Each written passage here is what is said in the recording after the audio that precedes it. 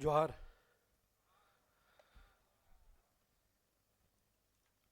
आदरणीय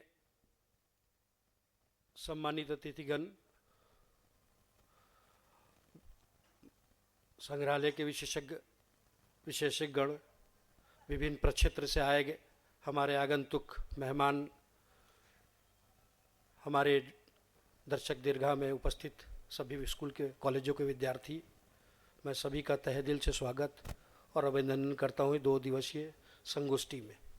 जैसा कि आप जानते हैं कि ये 2 दिवसीय संगोष्ठी संग्रहालय पे ही केंद्रित है।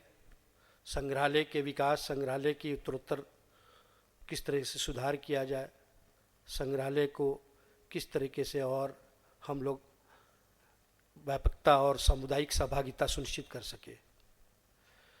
संग्रहालय को ये कहा जाता है कि संग्रहालय जो है मात्र एक वस्तु रखने का स्थान होता है, आर्टिफैक्ट्स रखने का स्थान होता है, लेकिन हम लोगों की सोच है कि यह संग्रहालय वस्तु रखने की स्थान नहीं है। प्रत्येक वस्तु, प्रत्येक आर्टिफैक्ट जो संग्रहालय में रहता है, उस आर्टिफैक्ट्स के पीछे एक सोच, एक संघर्ष, एक इतिहास, एक संस्कृति छिपी होती है और ये तीनों चीज़ को परिलक्षित करता है प्रत्येक जो हमारा वस्तु है संग्रहालय में। संग्रहालय एक निश्चित रूप से संग्रहालय एक सेतु के रूप में काम करता है हमारे भविष्य के लिए, हमारे वर्तमान को और हमारे जो काल अवधि गुजर गया, तो ये तीनों को एक तरह से लिंक कर करके एक सेतु के रूप में काम करता है। संग्रहालय आज की डेट में हमारे लिए बहुत महत्वपूर्ण हो गया है। संग्रहालय को हम लोग दूसरी दृष्टि से अगर देखें तो आज के जो डिजिटल युग है, आर्टिफिशियल इंटेलिजेंस, हम लोग वर्चुअल रियलिटी की बात करते हैं, डिजिटल डॉक्यूमेंटेशन की बात करते हैं, तो ये निश्चित रूप से हमें जो नवाचार, जो नया टेक्निक है, उसका हम लोगों को सहायता लेना चाहिए। लेकिन ये जो डिजिटल अनुभव है, ये मात्र पूरक होना चाहिए, ये वैकल्पिक नहीं होना चाहिए हमारे वास्तविक अनुभव को। ये वास्तविक अनुभव को रिप्लेस नहीं करना चाहिए। मैं हमेशा ये प्रयास करता हूँ कि इस तरह का संगोष्ठी, इस तरह का विचार विमर्श होते रहे, ताकि आपसी एक समन्वय बने और कुछ निचोड़ निकल कर आए, ताकि और हम लोग उत्तरोत्तर सुधार कर पाए संग्रहालय में। निश्चित रूप से विद्यार्थियों के लिए भी ये संग्रहालय एक बहुत महत्वपूर्ण है। जो बच्चे पाठ्यक्रम की दृष्टि से अगर देखें तो ये पाठ्यक्रम की दृष्टि से भी ये बहुत परे है कि पाठ्यक्रम में जो आप अध्ययन करते हैं बुक्स में, ये आप एक वास्तविक अनुभव करते हैं। आप आकर संग्रहालय में एक इतिहास की जानकारी आपको इन वस्तुओं के माध्यम से होता है। सामुदायिक सहभागिता बहुत महत्वपूर्ण होती है संग्रहालय में।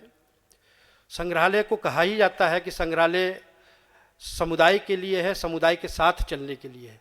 जब तक इनकी सहभागिता नहीं होगी, जब तक लोगों की सहभागिता नहीं होगी, बच्चों की नहीं होगी, विद्यार्थियों की नहीं होगी, विशेषज्ञों की नहीं होगी, अकाडेमिशियंस की नहीं होगी, तब तक हम लोग एक सफल संग्रहालय की परिकल्पना नहीं कर सकते हैं। संग्रहालय निश्चित रूप से आज उस मोड़ पे खड़ी है जहां हमें सभी ओर से सहयोग मिल रहा है। निश्चित रूप से अगर हम देखें तो ये एक बहुत महत्वपूर्ण विषय है जहाँ पे नीति निर्धारण की आवश्यकता है। हमारे कम्युनिटी स्टेक होल्डर्स की बहुत इन्वॉल्वमेंट होनी चाहिए इसमें। CSR से रिस्पॉन्सिबिलिटी ली जानी चाहिए ताकि इसको और समृद्ध और विकसित हम लोग कर पाए। संग्रहालय अगर अब आज की डेट में, आज की परिवेश में दूसरी दृष्टि से हम लोग देखते हैं, जो आर्टिफैक्ट्स हमारे यहाँ संरक्षित है, सुरक्षित है, उसको और बेहतर किस तरीके से संरक्षित और सुरक्षित रखा जा सके।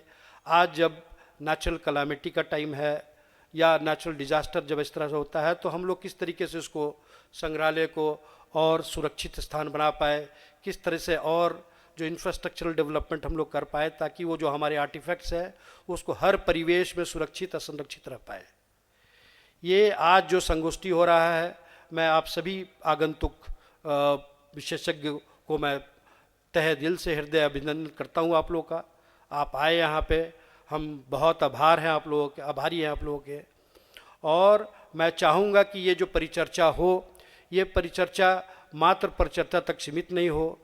ये हम लोग इस तरीके से कुछ करें ताकि हम एक डिजिटल रोड मैप तैयार कर पाए संग्रहालय के लिए, एक नीति का निर्धारण कर पाए कि इस मसौदे के आधार पर नीति का निर्धारण कर पाए, एक हम लोग समृद्ध और विकसित संग्रहालय की परिकल्पना कर पाए।